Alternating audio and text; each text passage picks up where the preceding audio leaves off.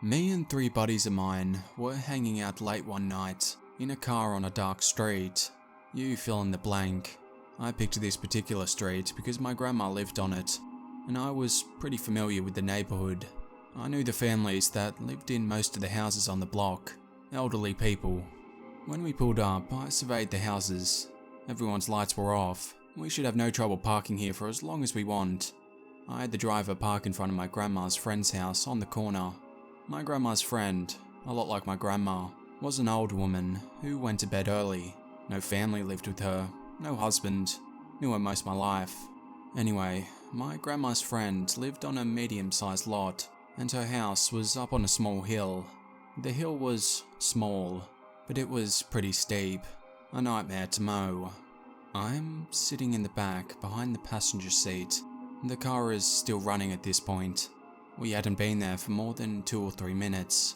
We had just begun our activities when I catch a glimpse of something moving in the passenger side mirror. I look out the window, and what I saw scared the living shit out of me then, and it still scares me to this day, over 10 years later. I saw the silhouette of a person lying on their stomach, doing an army crawl, like really freaking fast, on the side of the hill, and it was heading right for us. This thing was moving quick. I'm telling you, I don't know how it's even possible on flat ground to crawl that fast, let alone on the side of a hill. It wasn't going down the hill, it was moving parallel along the side of it. Anyway, I screamed for the driver to go now, go! This thing had covered some serious freaking ground in a matter of seconds. It was within 5 or 6 feet of my door when we squealed tired the hell out of there.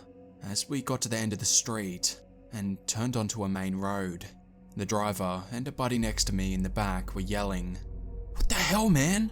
Was it the cops?" I couldn't speak. I was so badly shaken up.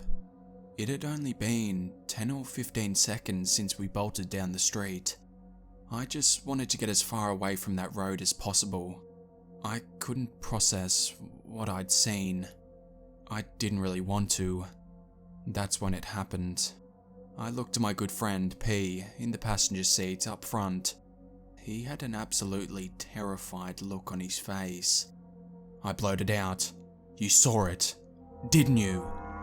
He didn't say anything. He just kept looking in the side mirror, and then back to the dashboard. By this time, my other 2 friends were pretty mad, and emotions were starting to escalate. I told them I saw somebody, or something, crawling towards the car really fast. I asked P to back me up. All he did was nod, and then he asked to be dropped off at home.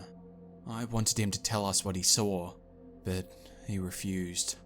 All he would say is that he saw something. At the time, that was good enough for me. I was just relieved I wasn't the only one who saw it, and was freaked out by it. To this day, I don't know who or what it was. I hated going to my grandma's house at night after that, and I never really wanted to be around her friend after that either. The thought of a 60-something-year-old woman army crawling that fast at 1 a.m. scares me even more.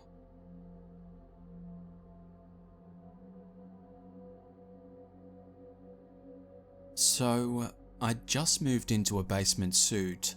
Every time I went out, I would lock the deadbolt, but not the door handle. But when I came home a lot of the time, the deadbolt would be unlocked, and the door handle would be locked. At first, I thought I was just confused about which one I'd locked, so I started paying extra attention to it. Although, it kept happening, and I realised someone must be going in when I went out. I assumed it was the landlady, and was annoyed but didn't say anything at first. Then, one day I came home, and found the wrong lock locked again. I went in, pissed off, and opened the fridge to get something to eat. There was a book in the fridge that I'd never seen before. I collected old books, and this one was published in the early 1900s, which creeped me out completely, because it was like it was left for me. I finally called my landlady and asked if she was going into my apartment, and told her what had happened. She freaked right out, said the last person who lived there was a really creepy guy with mental health and drug problems. She got all the locks changed that day, and it never happened again. I hike very frequently, and was on a trail about 8 miles from the nearest gravel road. It was just me and my dog. Just to note, I've hiked these trails a lot, and only ever seen other people during mushroom hunting season, and only near where the parking patches are. And this was in January, freezing cold, no mushrooms. I'd been going at it for almost 2 hours when I stumbled on a pile of bones. Large bones, bigger than human, maybe cow, maybe buffalo, maybe horse. They were completely clean and sun-bleached. No flesh, no fur. I find deer remains all the time, and they always have fur on the legs. This means someone or something cleaned them, or they are old bones. The scary part is, they were neatly arranged into a pyramid shape, all leaning on each other like a teepee. I was just on this trail the week before, and there had been no bones. There had also not been a giant dead animal, and there wouldn't have been any rotting happening because it was 20 degrees Fahrenheit. I stared at them for a while, then turned around and spotted more peculiarities. The tree behind me had several bones strung up and hung in the tree by the trail marks. They swayed in the wind and kinda clunked gently, like a morbid wind chime. So this means it had to be somebody, and not some weird raccoon or something. I start to panic. Does this mean somebody is watching me? Am I being warned? Or stalked? I always go on select few trails, and this is the one I most frequented, and never have I seen someone else out so far. The hairs on the back of my neck stand up, because I'm sure I'm in the crosshairs of some serial killer who has perhaps been stalking me. I walk with headphones in. He could have followed me for weeks and I wouldn't have known. My dog freezes and points towards a different large tree 10 yards away. The hair of her scruff raises and she starts to growl and creep towards the tree. I'm panicking. I have nothing other than my hiking stick. My dog barks once. She's 40 lbs by the way, not an attack dog, and starts sprinting towards the tree. I instinctively crouch down. She reaches the tree, and a turkey takes off from the other side, gobbling as it flies away. I can still feel my pulse in my eyes as I watch it fly away. I sigh, pet my dog, and check to make sure I didn't shit myself. I snap a few pics of the weird bone shit, and make my way back. Still hike through there though. Bone's still there, untouched. I'm not messing with that voodoo. No idea where they came from. Probably some old coot trying to scare people. It worked for me.